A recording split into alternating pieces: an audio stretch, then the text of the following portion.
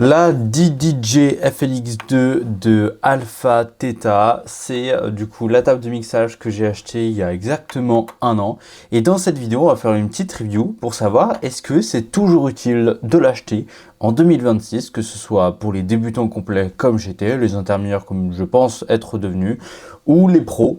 Donc c'est parti. Alors déjà, cette table de mixage, qu'est-ce qu'elle fait bien? Il faut déjà catégoriser un petit peu les tables de mixage suivant, je pense, 2 ou 3 grosses catégories. La première, c'est les plus simples, entre parenthèses, évidemment. On a du coup le deck de gauche et le deck de droite avec du coup les IQ de chaque côté et juste du coup, alors les mots, peut-être le fader, je crois que c'est ça.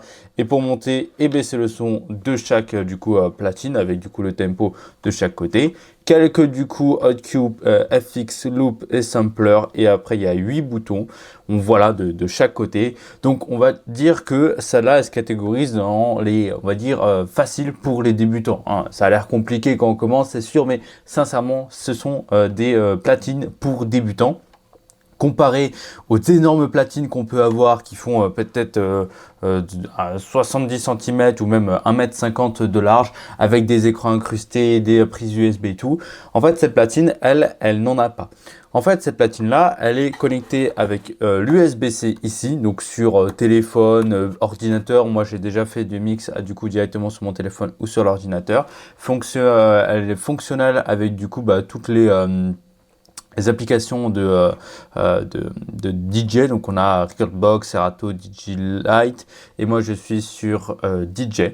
Voilà, qui fait moi, donc je l'ai sur le PC et le téléphone aussi. On a juste du coup la prise du casque ici et une prise pour sortir le son ou le sortir directement en Bluetooth via le téléphone ou le PC. Ça c'est toi qui gères un petit peu du coup la sortie du son. Donc voilà, on va dire que pour débuter, on a absolument tout ce qu'il faut. Par contre, tes musiques, etc., tu vas devoir les gérer sur le logiciel. Moi, c'est sur DJ, donc j'ai toutes mes musiques sur DJ qui sont reliées avec iPhone Cloud, enfin Apple Cloud, tout simplement.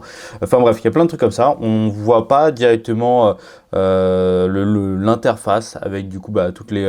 en plus, j'ai oublié tous les noms. En gros, la visualisation du tempo, des basses, des mid et des voix, des HI là.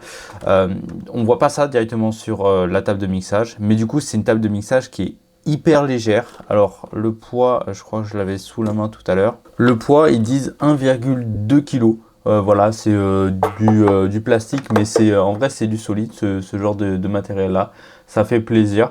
Voilà, donc tu peux l'emporter partout. Moi j'ai déjà fait des mixages, en gros pour les DJ nomades, ça fait carrément le taf. Ce qu'il faut savoir, c'est que c'est vraiment la dernière table de mixage qui est sortie pour les débutants, mais avec un niveau, on va dire un bon niveau. On peut faire quand même énormément de choses. Alors moi, depuis tout à l'heure, je te parle de je mixe, etc. Mais qu'est-ce que je fais exactement?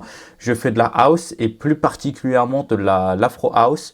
Donc voilà, avec ça, on peut vraiment faire tout ce qu'on a envie de faire. Et après, ça dépend juste du logiciel un petit peu de DJ pour les platines. C'est là où ça va un petit peu dépendre de tout. Mais en tout cas, elle est plutôt bien personnalisable pour atteindre vraiment le bon niveau intermédiaire de DJ. Alors, je crois que c'est ça qu'on appelle les jogs et tout. Je les utilise peu, mais franchement, c'est plutôt cool à utiliser. On peut gérer du coup la vitesse, le tempo en tournant d'un côté ou de l'autre, ou tout simplement le défilement de notre musique avec l'autre.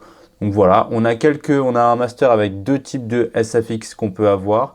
On peut évidemment avoir l'écoute sur les casques avec ces petits boutons là.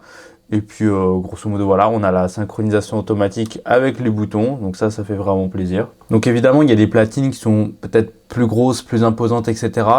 Mais cette platine là spécifiquement, elle est faite pour les DJ nomades qui veulent un setup ultra minimaliste mais qui permet quand même de faire des mix professionnels finalement. C'est pour les débutants qui veulent comprendre comment on apprend à mixer en ayant évidemment tout de suite une bonne qualité, une table de mixage hyper propre, surtout pour un prix qui, selon moi, est vraiment pas cher du tout. Quand je compare avec des tables de mixage qui valent 1500, 3000, 4500 euros, voilà, ça c'est énorme, alors que ça vaut vraiment que dalle, pour comparer évidemment. En termes de prix, moi je l'ai payé 183 euros, ce qui est absolument que dalle. En fait, dans l'univers du DJ, tout ce que tu payes, c'est le logiciel, la table de mixage, peut-être un casque, une table pour du coup poser cette table mixage quand tu fais des mix debout, des trucs comme ça, et c'est tout. Tu vas vraiment pas plus loin. Donc pour moi en 2026, oui, c'est super utile de démarrer le mixage avec cette platine-là, voire même d'être un intermédiaire et de vouloir évoluer sur une platine simple, légère, ultra efficace, qui quand même te permet de faire des trucs très pro avec. Donc voilà pour cette vidéo. Si le produit t'intéresse, tu as le lien dans la description. De temps en temps, il y a des réductions en passant par ce lien-là. Ça va dépendre évidemment des périodes. Si tu as la moindre question sur cette platine-là, n'hésite pas à me la poser en commentaire. Moi, je te fais de gros bisous. Abonne-toi à la chaîne